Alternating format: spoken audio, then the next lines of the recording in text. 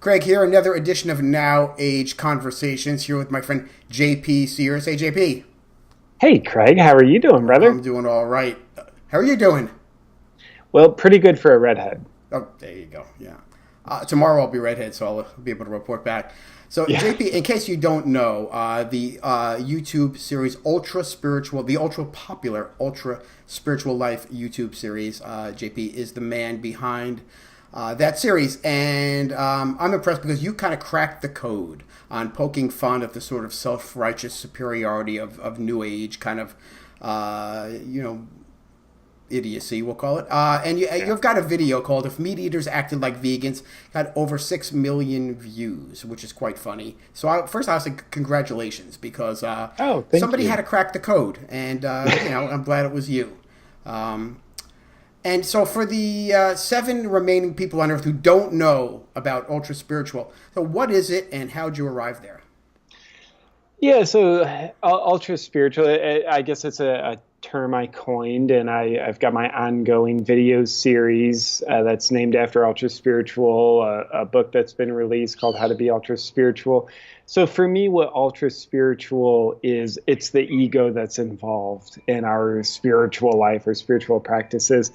And, I think the ego's agendas are what I play with in the ultra spiritual videos.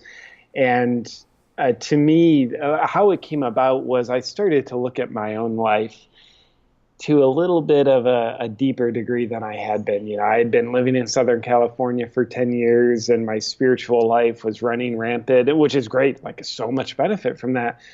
But I was very blind to the shadow side of it, very blind to how I was doing things, thinking, behaving, relating to people, also in a very egotistical way under the altruistic guise of spirituality. I mean, like a great place to hide the ego's devious agendas and insatiable need for gratification is to friggin' hide them in altruistic, spiritual looking spots because, like, it's like a trump card. We can't question that. But because that's spirituality, we can't question how and why we do stuff. We can't question our hidden motivations because there's this carte blanche thing of spirituality that makes us unwilling to question it. But it's like I started to realize I need to question it for my own life to regain my own balance so I'm not losing myself to my ego's agendas while I think I'm just finding myself more. So my videos started and continue to be self-therapy for me, Yeah. first and foremost. And it's been a very humbling experience that I'm very grateful for to see that a lot of people around the world can look at my videos as a mirror to get some laughs, hopefully, but also more importantly, see some of their blind spots as well. Yep. It seems like what you're getting at is what was referred to as spiritual materialism. Yeah. I mean, that very notion in the Trumpa book, I guess it was in the 50s, who founded Naropa University in Boulder, I guess the first Tibetan Buddhist teacher to come to the States, and Mm. discovered exactly what you're talking about, sort of living spirituality through your ego, quantifying the, who can stand on their head the longest, and as we do everything as Americans, it turns into some sort of competitive exercise. Yeah, and like I get that. And by the way, to all of us listening, welcome to the human condition. You have an ego. It ain't going away as far as I'm concerned. And I think actually trying to make our ego go away is one of the most egotistical things we'll ever do. Yeah. Like, I'm so evolved, I don't have an ego anymore, is what our ego wants to say. So, when we're, competing with each other spiritually, and it's not even spiritually, it's just the ego's agenda within the context of spirituality, or I meditate longer than you, I'm more still and more conscious than you. I don't think we're going to be able to amputate those egos' agendas, but I think where they work against us is when we're blind to them, where we start to become a little bit more functional and start to have more genuine benefit. I think is when we can acknowledge the goofy, egotistical things we do, when we can ask ourselves, how is my ego gratifying itself in my spiritual practice? Not is it happening? It's like, yeah, let's assume it is. But how is it? And can we just be transparent and vulnerable with it? To me, that's like super authentic. And it doesn't mean it has to go away, but it means now we can see it. And I believe that when we don't see things about ourselves, those things that we don't see tend to control us way more than when we are consciously aware of them. So can we realize, I'm a human being. I've got my human ego, and the ego's going to do egotistical things because that's what an ego does. And it's okay. But can I have the courage to see it, call myself out on it without shaming myself, but for the purpose of being self-aware? I think that's the question. Yeah. How I became interested in your videos, and not that they're not interesting in and of themselves. In my own biography, I grew up in the '60s. I went to, you might be familiar with Waldorf schools, the ultimate kind Oh, of, for sure. Yeah. where conscious people send their kids. Yeah, you're way more conscious than I. I just went to public schools, Craig. I mean, you definitely Yeah, exactly. So I'm winning. with that But competition. what happened there is that not only at a young age seeing that spiritual materialism, because literally, I was kind of thrust in there, and not, there was a greater community involved in the school who were people following the anthroposophist sort of lifestyle, and I was just sort of some New York kind of, Jewish kid who got thrust into here because I was like too out of my mind to be in public school, and found that not only was there spiritual materialism, but a spiritual elitism, which I want to which adds another layer to the ego thing. In other words, getting people to want to look at themselves and all that is all fine, but when this elitist piece comes in, things get a lot more complicated, and it adds to a whole lot of sort of class division in our culture. And ultimately, what I ended up doing, I'm going back to like 1990, I created a little publication in New York called The Real News. And I wanted to bridge natural health, natural living, and the greater world, what's going on, and the challenges, the real things, the politics, the life, the climate, all these things. And what I found was that people who were living the sort of lifestyle that I lived, they said, that's negative. I don't want to talk about the negativity. I said, that's not negative. That's the reality. That's sort of the world we live in. I don't know where this sort of positivity, negativity thing, I know where it comes from, but I don't find it all to be useful. Sure. And people use it as a way to say, I want to stay in what's positive. What positive gets to be the sort of elitist, narcissistic expression of all the stuff we're talking about. Yeah, and it's a form of denial as well. I'll only look at the positive, and I love your perspective on the elitism. I think we can all. There's probably not many people on earth who would look at Hitler and not say like, ugh, that guy was screwed up. Like, that was bad what he did. And I think what Hitler represents is this incredibly extreme approach to elitism. So we can look at an extreme approach with Hitler, who's like, everybody should be blonde and blue eyes, even though he wasn't. We can look at that and say, like, that is crazy. But I love how you have the point of view, and I'm projecting my Hitler analogy onto this, that with spiritual elitism, it's a Hitler mentality. Is it as extreme? Like, hell no, and thank God it's not. But the idea of like, hey, I'm only going to associate with like-minded people. It's like, wow, do you know how self-righteous that is? Which to me, that implies people who aren't walking a path like me aren't good enough. They're maybe low vibe people. They're low conscious people. So yeah, maybe they're just different than you. And I think the elitism that's sort of like covered up through this altruistic notion, let's only hang out with like-minded people. To me, that feels very comfortable, but very stagnating. It feels suffocating. I think when we only hang around with people who are as elite as us, elite's a funny word that we would label ourselves. To me, we're not challenged to growth. Like, we can just sit around and agree with each other all day, and that's comfortable, but that doesn't make us grow. I think we get challenged through diversity. I think one of the reasons why I value my close friends is because we're different-minded. We're maybe like-hearted in the sense like we connect and we accept each other, even though we don't agree with each other about our different points of view. And I love to have my points of view challenged, not for the sake of being in a debate. Let me be out to change your mind, but for the sake of let me understand your mind, let me understand how you view a certain thing so that I can, if it feels appropriate, upgrade my point of view. And that doesn't happen with our common elite associations. I think it only happens when we have the courage to have diversity in our life. And I think diversity is the opposite of elitism. Yeah, and I think the elitism happens in this culture now in a class way because of the economic disparity. So all the things that you and I talk about as far as things that we share about our lifestyle are sort of elite luxury practices. Yeah. I mean, it's people who are struggling to put food on the table don't have time to stand on their head and don't have time to go to Whole Foods, can't afford to go to Whole Foods. Yeah. I mean, I remember writing about in 1990 when Congress passed the Organic Standards Act, saying that the USDA has to certify, be the certifier, the greater certifier of organic foods. And it took about 10, 11 years for the thing finally to come to law.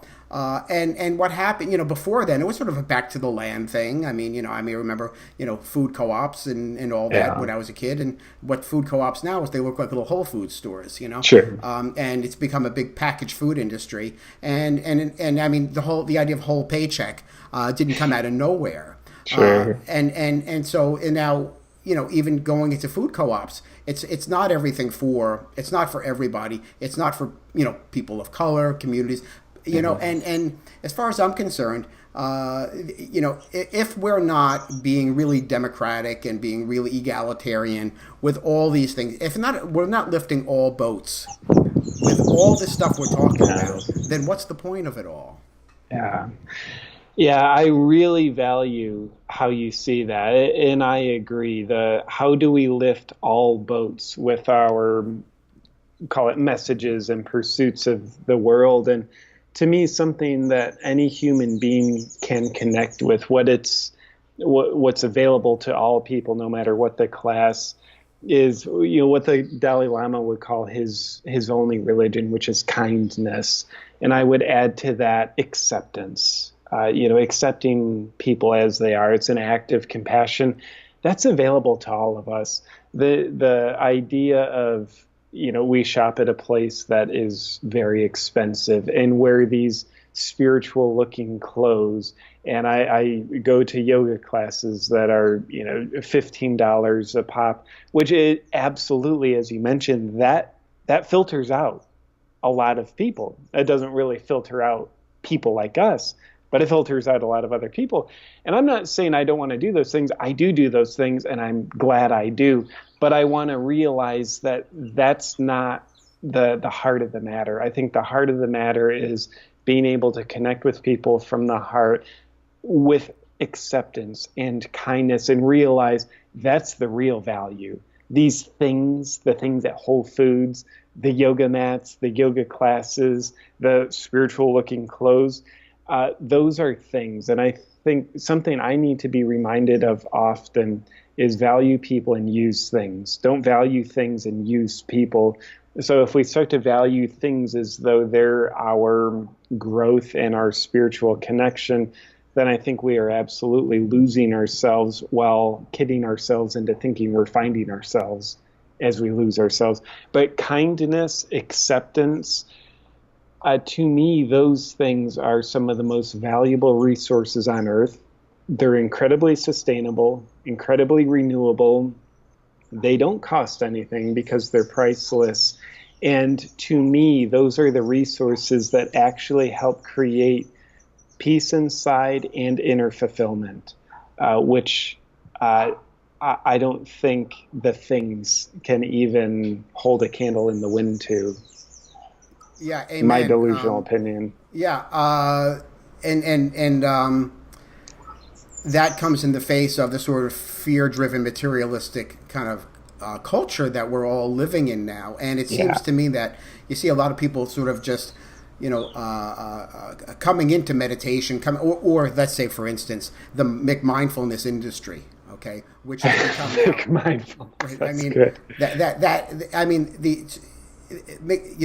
they can create an industry about being mindful. I mean, yep. Let's cash in on this. People are valuing mindfulness. Let's cash in on it. And I think similar to how some of the big food industries cashed in on organics. Like, oh, people are caring about organics. Let's do McOrganics. Yeah. For sure. Yeah, yeah, and I did a video with somebody yesterday, and it was sort of more in the political realm, and we kind of get into that the impediment to all this that you're espousing, that I want to reach, is the sort of the capitalism that keeps us separate. In other words, it keeps us in fear. And fear is the thing that keeps us from acceptance, keeps us from compassion, keeps us from all this kind of stuff. And I think that people are afraid to come out and say it. Hey, wait a second. There's a greater system here that keeps us sort of competitive with one another. I don't see you as somebody I collaborate with, because we're both competing for the same end goal. And there's something endemic in the system that... So I think what happens is that, and the reason that these kind of new age things become quantified instead of qualified when they come to America, is because they kind of filter into this system of qualification and system of lack and system of scarcity. And we're all sort of that, kind of like, and it's okay if we don't talk about it. We kind of put on a sort of, a veneer about it, or we say namaste or what have you, and that sort of, that makes it all kind of go away. But I mean, the realities are, I think that there has to be a holistic approach, really, to say, oh, wait a second, we have a greater world here. Somehow it's not serving us. And how, my own psychology, I really believe that the society that we live in is made to make us go crazy one way or another. Either you acculturate to it and you become sort of very competitive, and you're playing the market, and you're kind of, people don't matter, or you kind of resist it, and then you kind of, doing all these things all day to try to keep yourself feel normal. But what happens is that the outside stimulus is crazy making. Yeah. It is. And this crazy making stimulus, it's so pervasive and so invisible. Does a fish know it's swimming in water? It's like, does the human fish know it's swimming in this capital craziness? Well, probably not, if it's always been in the water. And right now I'm in Costa Rica, and I'll be here for about 2 months, and I love being here. There's discomfort with it, and I love it, and there's also great comfort too. But one of the reasons why I so value being here is this country, it's outside of the capitalist craziness. There's the Pura Vida lifestyle, which is all about, essentially, I would call it being genuinely happy and sharing that with other people. Not happy because I have this, not happy because I did this, but happy because I am me and you are you. And we can find great connection in that. And then there's a lot of the expat community here in Costa Rica, which is people who have wanted to be the fish not swimming in those crazy making capitalist waters. And I find it refreshing being here, because it's a great reminder of what the waters back in the U.S. are. And I don't need to be condescending towards it, but I will just say, a lot of us don't know we're swimming in those waters, and I think it's dangerous to not know the waters we swim in.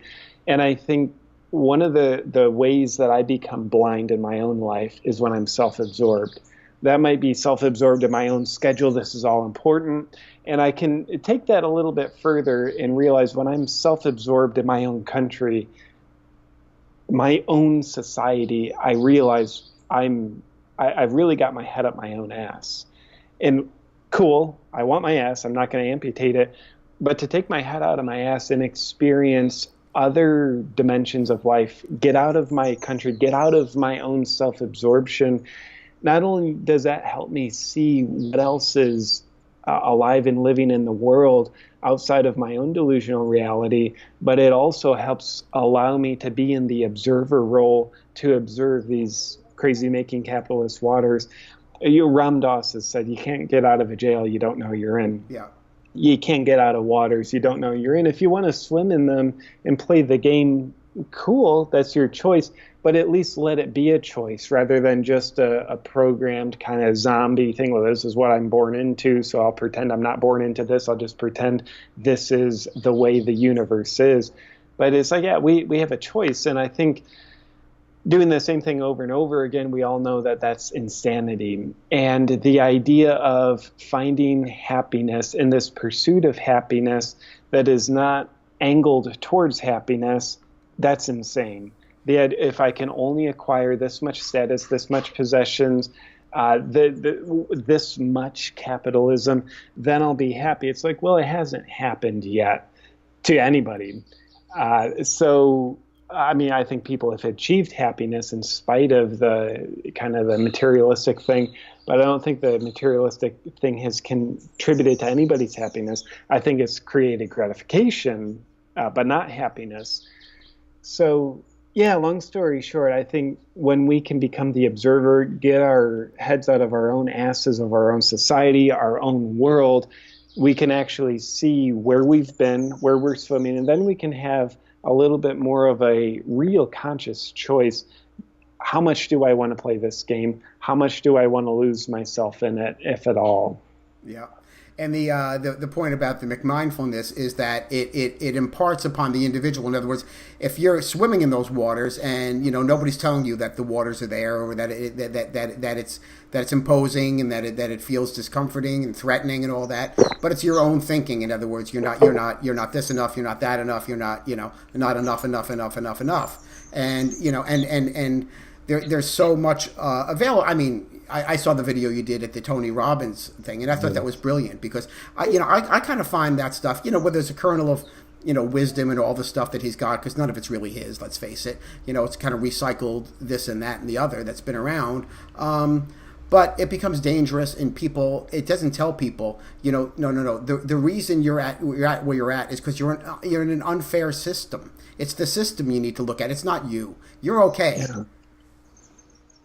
I like that. When we're, playing a game that's fixed, you're right. It's an unfair system. We're not defective. We don't need to cure our defectiveness through acquiring more, doing more, trying to do this mission impossible of become something that we're not. We're not defective. It's the game that's defective. And I think the defective game becomes less defective when we know it's defective. Therefore, it's like, I might play the game, but then I'm going to stop playing the game. It's like any athlete, they'll spend a few hours a week at most playing their game, but then they have a big life outside of their game.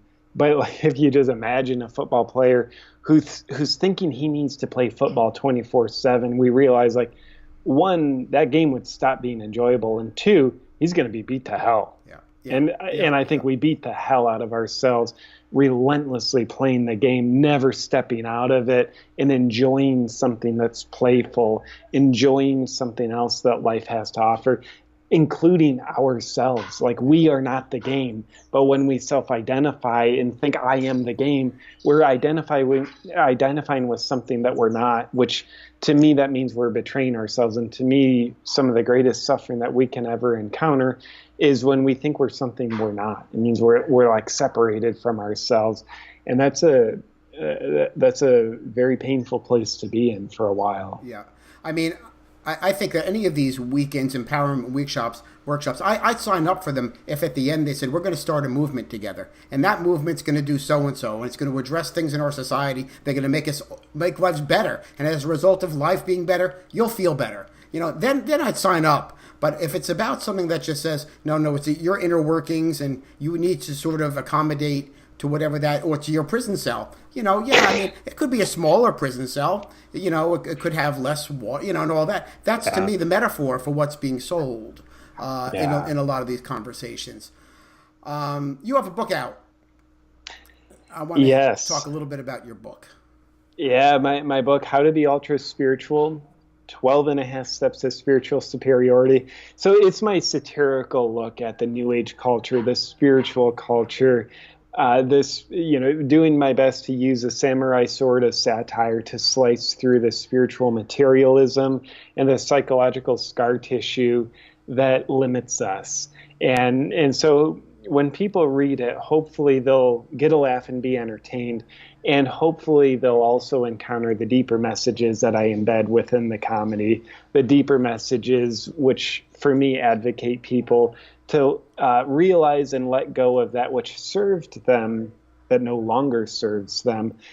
The idea of becoming more unapologetically true to being our authentic selves, not to being who we think we need to be, what we think we need to be, but being ourselves and not apologizing for it, as well as the idea of looking for happiness where it is, not where it isn't. So I put my heart and the soul into the book, and I'm biased. I will say I really enjoyed writing it, and I'm very grateful for how it came out. Great. So I'm going to make sure I link to it. I mean, I'm sure, is it in bookstores or only online, or how people get it? Yeah, it should be in bookstores, Barnes and Noble, and it's certainly available online on Amazon as well. So yeah, if you're inspired to check it out, by all means, I'd be super grateful. I'm happy that it's also in brick and mortar bookstores, because that's a whole other conversation. But I'm glad people don't only have to go to Amazon, and we could just kind of leave it at that. But I appreciate your time. And hopefully we can do this again, because I really enjoyed talking. I would be thrilled for that to happen, Craig. And also I appreciate your time. I appreciate learning about how you view life. And I realize that you and I have some similar views of life and these weird creatures called human beings, including ourselves. So it's very cool to see through your perspective. I think it helps strengthen mine. So yeah, thank you for inviting me on, brother. Yeah. And I'm glad to make your friendship. Me too. Talk to you soon. It's great, Craig. Bye-bye.